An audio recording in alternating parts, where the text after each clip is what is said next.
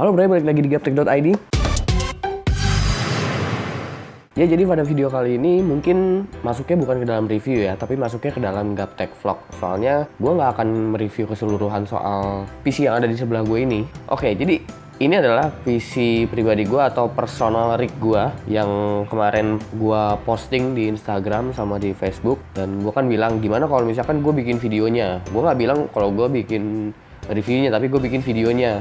Kalau misalkan nge-review kan pasti kalian mau ngelihat soal performance kan. Paling kalau lu mau ngelihat reviewnya, lu cek aja video yang review GTX 1060 Dual itu yang kemarin gua upload. Kalau misalkan lu belum nonton, lu bisa cek ada di cards atau di link description, gua bisa kasih di bawah. Jadi paling soal ini ya, soal personal rig gua. Apa yang mau gua bahas ya? Sebenarnya ini bukan rig baru gua. Jadi ini kayak setengah upgrade gitulah. Ya kalau lu nonton yang 1060 ini seharusnya lu udah lihat lah spesifikasinya apa ya. Tapi udah ada sedikit upgrade. Prosesornya itu Core i5 4460, masih Haswell. Terus mobonya gue pakai MSI B85M4 3. RAM-nya itu gue pakai Team Extreme Dark 8GB dual channel. Paling banyak sih pakai storage karena ya kebutuhan editing sama file-file mentahan gue kan agak banyak. Jadi gue pakai 2 hard disk. Itu WD Blue 1TB sama Seagate Barracuda 500GB. Terus gue juga tambahin SSD biar agak kencang di OS lah atau di sistemnya. SSD-nya gue pakai Samsung Evo 850 yang 120GB ya. Nah, untuk power supply-nya sendiri gue pakai Enermax NUX-N 650W. Mungkin itu kalau misalkan cari barunya sekarang udah nggak ada ya, paling adanya yang 500W. Nggak tahu sih, mungkin ada beberapa yang masih jual, lu cari-cari deh. Tapi setahu gue sih barunya udah nggak ada gitu. Nah, ini yang baru gue ganti adalah di casing sama di coolernya. Sebelumnya coolernya itu gue cuma pakai Deepcool Ice Edge Mini FS. Itu gue waktu itu pakai Deepcool Ice Edge Mini FS itu karena stok HSF si Intelnya ini rusak waktu itu. Jadi gue beli aja yang murah-murah yang kayak gitu, dan gue gak ngementingin estetika juga waktu itu. Dan yang paling terakhir yang gue upgrade adalah di casing. Sebelumnya gue pakai Aza Toledo, casingnya sebenarnya masih ada di sana tuh. Kayak rencananya mau gue jual, bolehlah kontak gue, DM gue di Instagram kalau emang lu mau Aza Toledo gue. Selanjutnya gue tambahin beberapa fan sih di sini karena Segote Polarlight kan cuma dapat satu fan. Gue tambahin fan warna putih sama warna biru biar birunya itu jadi kayak agak-agak biru muda gitu. Soalnya fan biru muda tuh jarang banget adanya, paling fannya biru-biru tua gitu. Jadi kalau mau dibikin jadi biru muda itu lu harus campurin sama putih. Itu sedikit tips sih dari gua. Kenapa kok nggak pakai Skylake sih? Gua udah lama banget pakai i5 4460 ini, yang ini prosesor dan motherboard ini dari pertama Haswell baru muncul. Waktu itu kalau nggak salah dolar masih lumayan murah deh. Jadi gue beli prosesor ini tuh cuma sekitar 2,2 jutaan. Itu sama sih barunya sama sekarang. Kalau nggak salah barunya i5 4460 itu di 2,2 jutaan juga. Dan motherboardnya itu waktu itu masih sekitar di 900.000 sampai 1 juta. Rig gue ini yang belum gue upgrade itu cuma di prosesor, di motherboard, sama di harddisk yang Seagate-nya. Harddisk yang Seagate-nya ini malah lebih lama banget.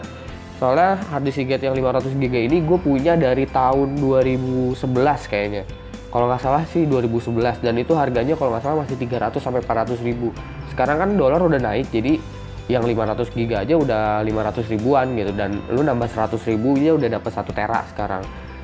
Kalau power supply sih Enermax NUX-N ini gue beli sekitar tahun 2013 bareng sih sama i5 4460 ini. Ya pokoknya yang paling tua di rig gue ini ya Seagate-nya itu gitu, karena data-data penting banget kan. Nah, ini kan PC belum nyala, mungkin gue mau kasih unjuk nyalanya tuh kayak gimana.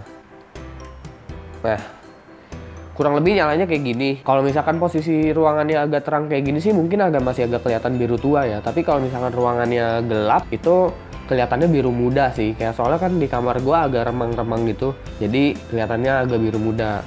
Dan biar nyesuaiin juga sama logonya Gaptek kan biru muda tuh. Pasti banyak dari kalian kan nanya, kenapa bang pilih komponennya ini, kenapa pilih komponennya ini. Di cooler deh, kenapa gue pilih Antec H600 Pro. Gue pilih Antec H600 Pro sebenarnya bukan berdasarkan performance. Balik lagi gue ke estetika sih, karena Antec ini kan punya LED warnanya biru muda, dan dari suhu yang dihasilkan Antec H600 Pro juga menurut gua ya masih cukup oke lah, karena gue juga nggak overclock daily kok untuk PC gua ini. Kenapa gue waktu itu pilih i5 4460 ya, di zamannya Haswell baru muncul itu, menurut gua i5 4460 ini sweet spot banget gitu, sweet spot banget buat gua ngegame gitu, karena dulu gue belum nge-YouTube kan, gue belum punya channel YouTube kayak gini, jadi fokus gue itu masih ya gue mau main game gitu. Kayaknya pakai i7 terlalu over budgeting kali ya. Dan kenapa nggak ada monitor di sini? Monitor gue ada.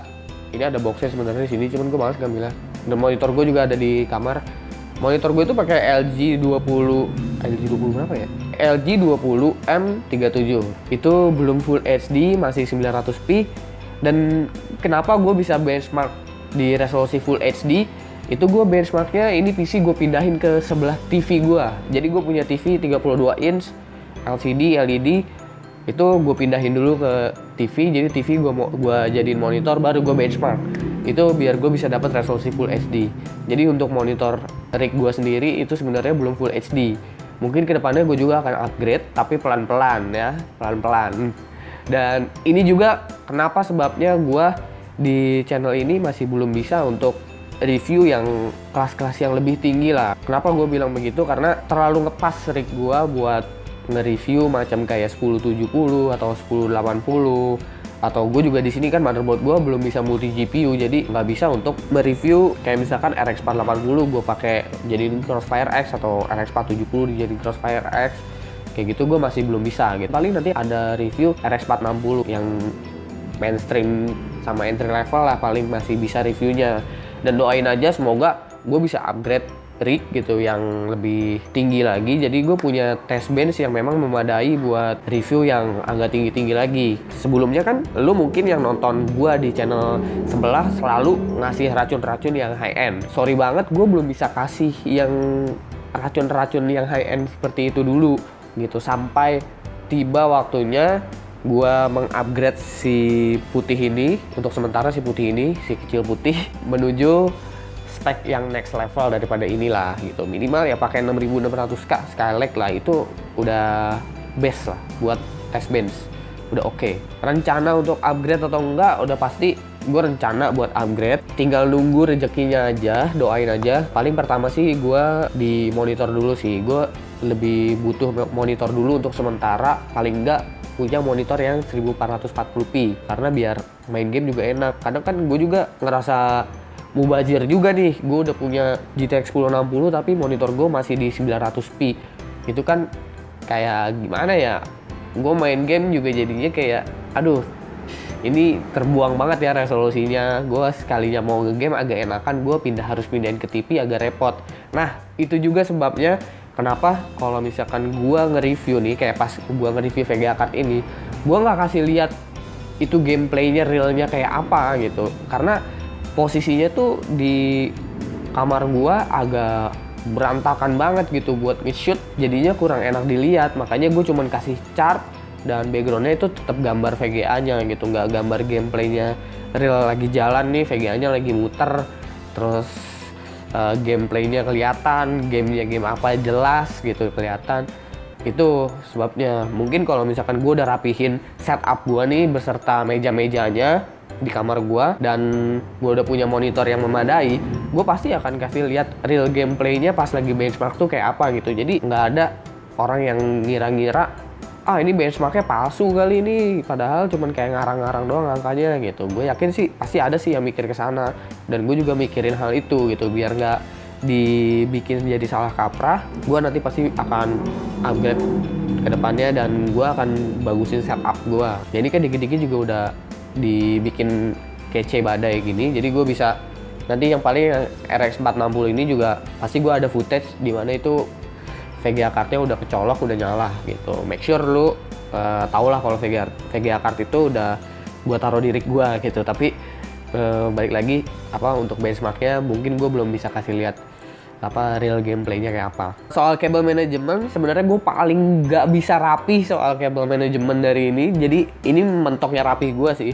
Dan kenapa gue nggak bikin ininya build lognya juga karena itu dia, gue cabling management itu bener-bener lama gitu. Gue sebenarnya udah sempet shoot gitu, cuman baterainya keburu habis dan gue males nunggu baterai penuh dulu, habis itu gue baru lanjutin ngerakit. Jadi ya udah gue lanjutin rakit, itunya footage-nya gue biarin gitu. Jadi fail build lock-nya fail. Tadinya bener-bener mau gue bikin sih build lock-nya.